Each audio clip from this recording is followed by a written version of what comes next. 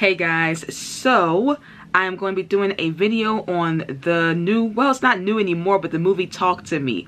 I finally rented it off of Amazon and watched it. I have been watching reviews on this video, gosh, like a whole year, trying to like finally get to see it and try to make time to watch movies. I don't really watch a lot of movies anymore, but I finally watched it and gosh, I would say it's a masterpiece. I loved it. I know I'm really late, so all like the hype is gone, but I absolutely loved this movie. It was so well done. And the funny thing is the Filippo brothers, I was a fan of them for like 4 years because I loved their funny stuff that they put out on YouTube. So this movie was made by actual YouTubers. And I was like, okay, like, is this going to be good? It's like, it's made by YouTube. I love their videos was actually always well done. Like the, I think it was Harry Potter versus Star Wars. It was hilarious. And I used to watch that and crack up with a Naruto one. Those were, check them out. They're funny. And when I watched their movie, it was so, it just better than most horror movies that I've seen. Most horror movies are really silly or stupid.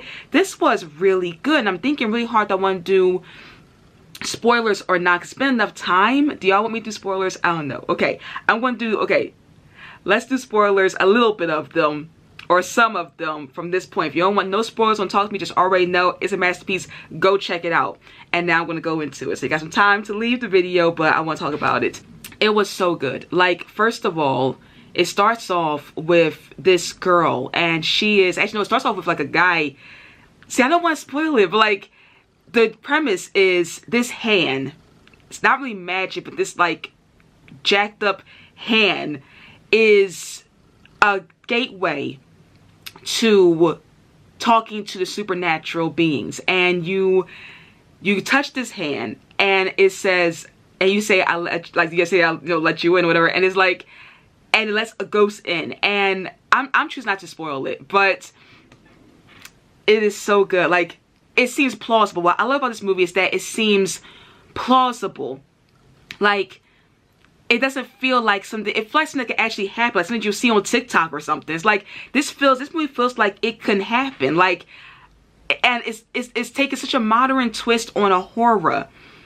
Like, we all seen the Ouija board, we all seen like different crap, like we've seen those movies, like, but this like it's totally different. I just sit there and like, how do you think of this? And the actors, they're so young and they're unknowns. I think that movies should start doing that. Personally, I sometimes get tired of seeing the same actors over and over, except they have their own style we've seen a million times. It's nice seeing new people. It's new people, when they act, they come in hungry, you know, they want to work, and you can see it in this film. All of the young people really put their heart into this movie, and I loved it.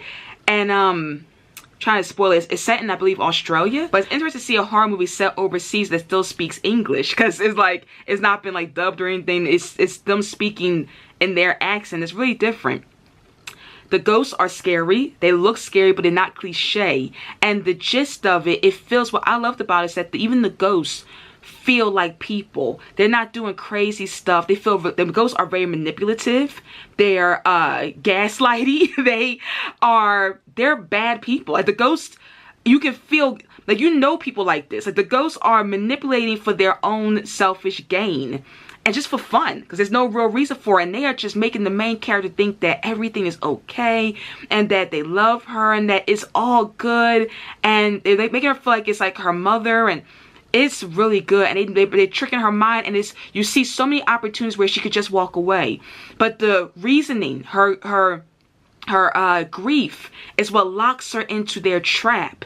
Her grief is what makes her selfish, because she's a good friend until that grief just been like just destroying her.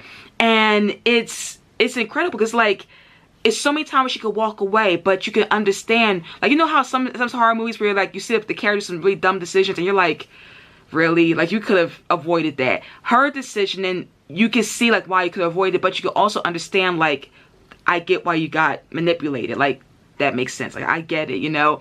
And but you also want her to be smart, but she's not. She makes really poor decisions, because we can see the whole thing. We as the audience can see that the ghosts are manipulating her. We can see the small laugh and the looks and the fact that the ghost is turning back into what it was and it's not her mother. And we get to see as the audience, but somebody living it, you can understand why the person living it would be easily manipulated by these things.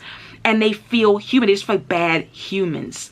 And it's a part in it where it's a little girl ghost who shows her what the other side looks like.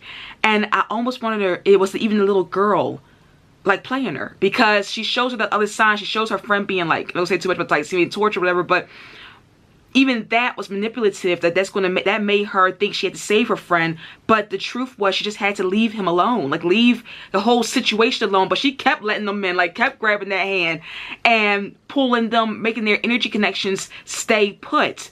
If she had just stopped, her friend gets released anyway. And the twist ending, oh my gosh, that ending. I watched this, I had to go back and watch it several times. I'm not going to blow away, I'm not going to spoil that. That ending was so deep. The concept, the feeling, that like almost like lonely feeling of just dread and doom. The details, even the way her hand looked, it was so well done. The movie's a 10 out of 10 for me. It's a masterpiece, and it's so different than what we've been seeing in horror movies, you know, left and right. It's awesome. So I hope I didn't spoil it too much. I try my best not to, but if you want to check out a good horror movie, definitely check out Talk to Me. It's awesome. I have no complaints. So that's basically it, guys. Let me know in the comments below if y'all liked it too, and let me know if you want me to review other spooky movies. I actually watched another one lately, so I might do that one too. Okay, guys. Bye.